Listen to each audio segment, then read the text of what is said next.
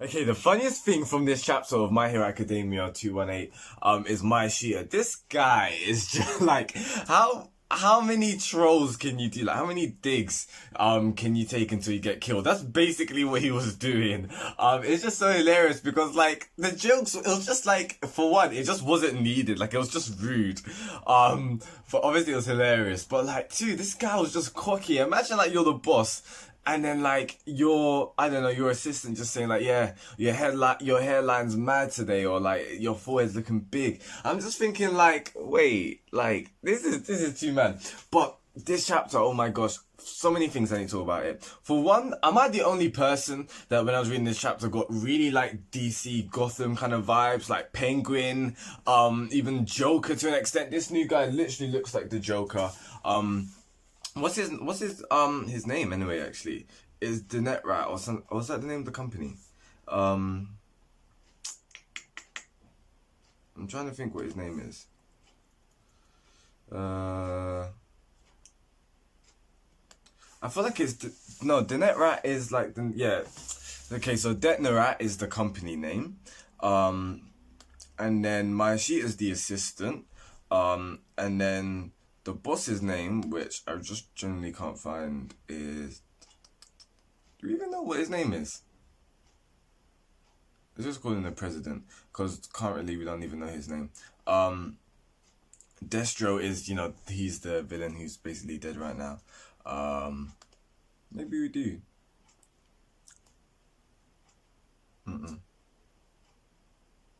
No, we don't. Okay, cool. So anyway, this guy is mad because you think about it, like, one, I think he's an amazing villain, and I feel like it's about time that we get the villain who's like in the limelight and society praises him, and they don't know that he's a villain. Like he's praised as this great guy, like he's supporting everyone, but he's actually he's a bad person.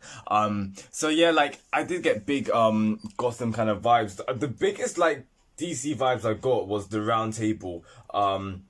When like Destro's son, this guy, he comes in, he's with all the children, and it's like they're on this round table, and it just literally looks like something straight out of Batman, in the sense of like Penguin, like the layers and all that kind of stuff. I don't know why, but like I just felt like everything. I know some people are saying like some people are saying like Green Goblin kind of vibes, and I'm like, yeah, I get you, but me personally, and I know that Horikoshi, he's a heavy Marvel fan, he's a heavy American comic books fan anyway, but like I just got DC, I don't know, I just got like Gotham, flipping Penguin, Joker, yeah, all of that kind of stuff. But yeah, let's actually get straight down into this. And this chapter was really awesome. It was an amazing setup chapter, because this arc, the QUIRK Liberation Army is gonna be crazy. Like, basically, if you don't know about the Liberation Army, ages ago, we got a chapter, and I can't remember why we got this chapter, but it was just talking about villains, like Overhaul, like the Yakuza, all of these. So back in the day, like when All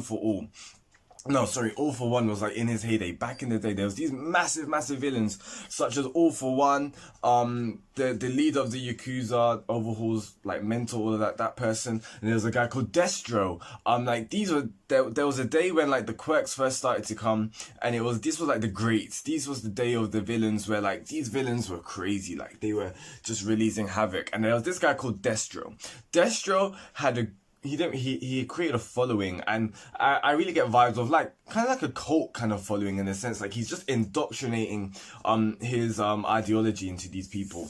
And he called it the QUIRK Liberation Army, and it began to pick up a lot of ground, because it was basically followed upon in the society where all these quirks are coming. Like the governments were like, we need to just regulate all this kind of stuff. His ideology was like, no, these quirks is a basic human right. You can use it however you want. You can do whatever you want. And it's so cool because it's got it's got the theme and like just the spirit behind it's got like the motive, you could say, behind, or just like in society, or just like do whatever you want, like be free, freedom and all that kind of stuff. So it's to no surprise why so many people will pick it up. And it's basically like, yeah, you've got a quirk, do whatever you want with it. And yeah, Destro, he picked up such a massive following, and he obviously he was still a villain. My sheet says this guy was basically a terrorist. He masked his propaganda in a sense so that he can do whatever he wants and just create havoc and anarchy.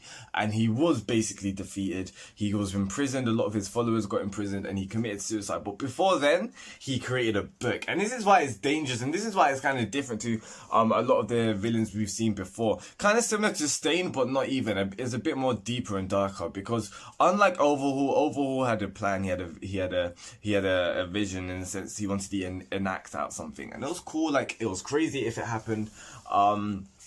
Stain had an ideology where, like, a lot of you heroes, you're doing it for the fame and the glory. You're not doing it just to save someone. You're doing it because you're getting paid, basically. But this guy's different. This guy brought up an ideology where he managed to make people believe in him, and then once he left and died, he created a book about it. This guy basically it's ingredients for like a following, like a cult, in a sense, because people are indoctrinated into what he's believing. He's got followers.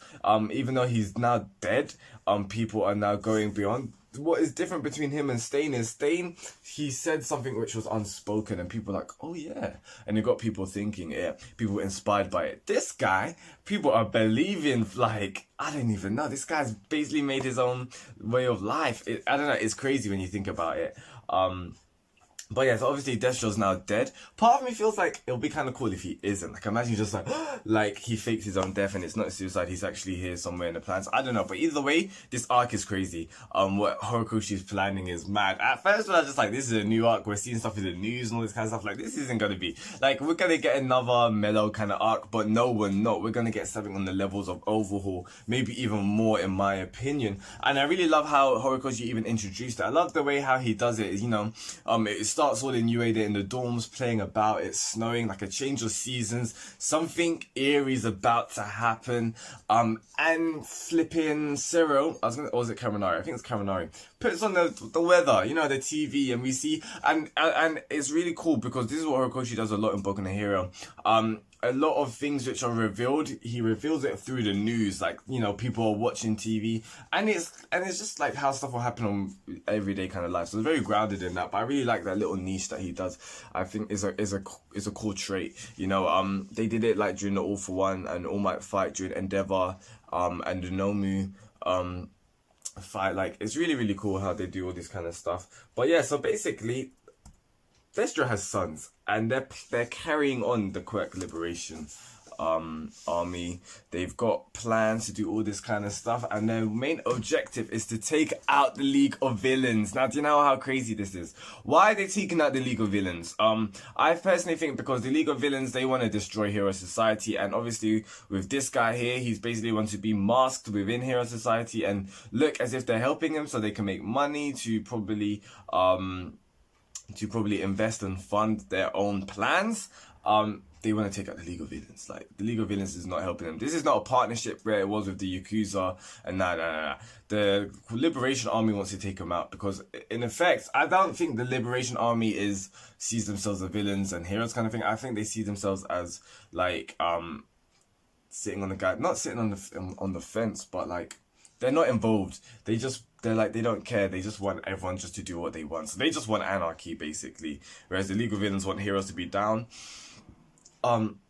It's the way that it seems is like the Liberation Army doesn't want heroes to be removed or villains to be removed. They just want everything to flourish violently, if that makes sense. But yeah, so he wants to destroy the League of Villains. I like him as a character because he has the way of, he seems to have this joyful facade, but like, he is indoctrinated. Like, the guy is brainwashed. If you say anything against Destro, anything against his father, who is Destro, or this whole ideology, he's gonna kill you. And the way he killed my shit was just like, it was disgusting. He snaps his neck with one arm. I was just like, wait, are we actually watching? Sorry, are we actually reading My Hero Academia? I was like, huh? Like, what's going on? Which just kind of made me mad, but it just shows you this series is really, really cool. And then he comes to the rescue. I love it. So Horikoshi, Todoroki and Bakugou come into the end. And basically what's happening is just villains having their way. I feel like they are tied. To the QUIRK Liberation Army. I don't know if they are, but if not, I don't know. But either way, they're creating havoc. and Todoroki and Bakugou come in with passing their hero license. So if they've passed, I think it's safe to assume that Inasa, Kami, I think everyone's passed. I really like that. We didn't really have to see much, to be honest, in my opinion. But yeah, literally 30 minutes into getting their license, they're like, let's take them out, kind of thing, which is really, really cool. These guys look pretty awesome. They have to be linked with the Liberation Army. I think so. Or if not, they're serving as a point in the sense of they just want to use their quirks and do whatever. They don't want to be restricted by anything. So yeah. Guys, please tell me your thoughts and comments below what you thought about this chapter. What did you think about the whole, like, the Liberation Army coming up? It's kind of cool foreshadowing, because Horikoshi put a panel of this guy like 60, 70 chapters ago. And, like, what do you think is going to happen with Todoroki and Bakugou? I feel like this arc's going to be crazy. Like, I think Todoroki and Bakugou are going to be heavily involved with it. Something's going to happen from this fight. I can't wait to see what's going to happen. Especially Todoroki and Bakugou fighting together. This is going to be really, really cool. Also, bear in mind, it's snowing, it's cold. Bakugou even has a flipping scarf. Like, his quirk is basically enabled by him sweating. So he's in a cold environment right now. What's that going to do to him? So yeah, guys, tell me your thoughts and comments below. Peace out. If you're new to my channel, subscribe for weekly reviews of Boku no Hero and other videos to be coming out soon as well. So you know what I'm saying? Peace out, guys. Goodbye.